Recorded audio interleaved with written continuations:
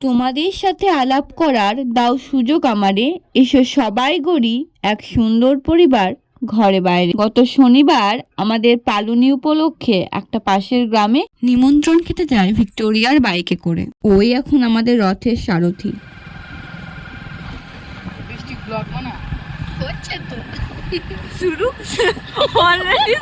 আমি তখন already video করা শুরু করে দিয়েছি, আর ও আমাকে ওটা বললো যে ব্লগ বানা।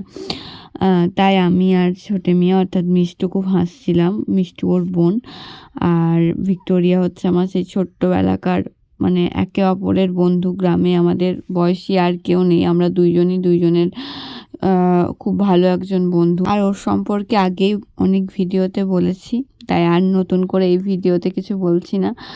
আর ও তো এমন কোনো কাজ পারে না যে নেই, সব কাজই পারে। এই যে বাইকও চালাতে পারছে, তাই বান্ধবীর বাইক থাকা যে কি আনন্দের ব্যাপার, মানে যাদের আছে তারাই শুধু বুঝবে। চলতি পথে আমরা অনেকই গল্প করতে করতে যাচ্ছিলাম, বাট আমি যেহেতু শেষে বসেছিলাম ওর হাফ কথা শুনতে পাচ্ছিলাম আর হাফ কথা পাচ্ছিলাম না, তাই বারে বারে কি বলছিস এটাই বলছিলাম।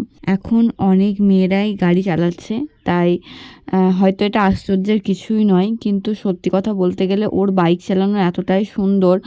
মানে হয়তো এই বাইকটা বয়স 1 বছর হয়েছে, তার কিছুদিন আগে ও বাইক চালা শিখেছে, কিন্তু সত্যি ওর বাইক চালানো খুবই সুন্দর। মানে কোনো খারাপভাবে বাইক চালায় না, নিজেকে সেফ রেখে সবসময় বাইক চালায়। এই যে ভাববেন হয়তো অনেকেই যে হেলমেটটা কেন পরেনি, আসলে হেলমেটটা একটু ডিস্টার্ব করছিল। আর যেহেতু পাশের গ্রামে যাচ্ছিলাম তাই অতটা ভয়ের কিছু ছিল না। আমরা পালুনি করতে যাচ্ছিলাম, হয়তো এই পালুনির বিষয়ে অনেকেই জেনে থাকবেন বা অনেকেরই অজানা। আসলে এটা হচ্ছে মা মনসার একটা পালন, কিন্তু এই পালনটা আমাদের বা দিশারা যেহেতু ব্রাহ্মণ তাই ওদের তো নেই, আর আমাদেরও নেই। পালনের নিমন্ত্রণ পেয়েছিলাম সকাল থেকেই, কিন্তু পালুনিতে না আমি ভেবেছিলাম যে ওই দুপুরে যেই খাবারটা খাই সেটা খেতে যেতে হয়। আমি জানতাম না যে পালুনির বিকালে যে সমস্ত মিষ্টি, তারপরে চিড়ে, খই, ফল খাই, এগুলো খাই।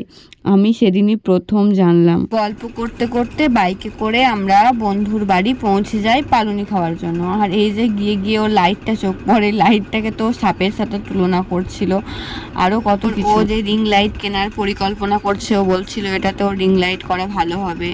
মানে ওর হাত তো কখনো সস্ত থাকে না, যেখানে যাই কিছু না কিছু মানে নিয়ে ওকে একটা খুঁটু করতেই হবে। মানে খুঁটু মানে যারা বোঝো না, কি বলবো জানি না। তারপর গিয়ে ওর প্রাইজগুলো একটু দেখছিলাম। আসলে প্রাইজ দেখতে সবারই খুব ভালো লাগে, এগুলোই জীবনের একটা অ্যাচিভমেন্ট। সেটা যেখান থেকে প্রাইজ পাও না কেন, এই মেডেল, মেমেন্টো, সার্টিফিকেট এগুলোই জীবনে থেকে যাবে।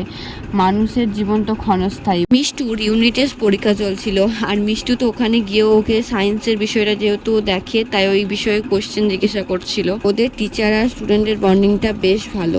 এসব দেখতে দেখতে আন্টি আমাদের জন্য খাবার নিয়ে চলে আসে। আমি ভিডিওটা শুরু করতে না করতে দিশার খাওয়া শেষ, এত তাড়াতাড়ি খায়ও।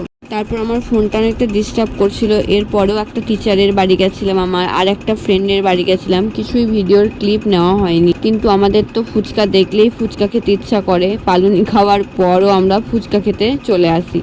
তারপর সবাই একটু করে ফুচকা খেয়ে নিই। আমরা মাঝে মধ্যে এখানে ফুচকা খেতে আসি। আমি, ভিক্টোরিয়া আর ছোট মিয়া মিলে ওর বাইক নিয়ে চলে আসি। তারপর আমরা বাড়ির উদ্দেশ্যে রওনা দিই।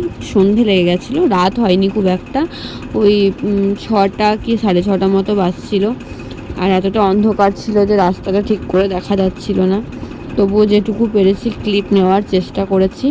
সবাই ভালো থেকো, সুস্থ থেকো, সাবধানে থেকো। আর ভিডিওটি ভালো লাগলে ফেসবুক থেকে দেখলে ফলো করে দিও, আর ইউটিউব থেকে দেখলে সাবস্ক্রাইব। টাটা।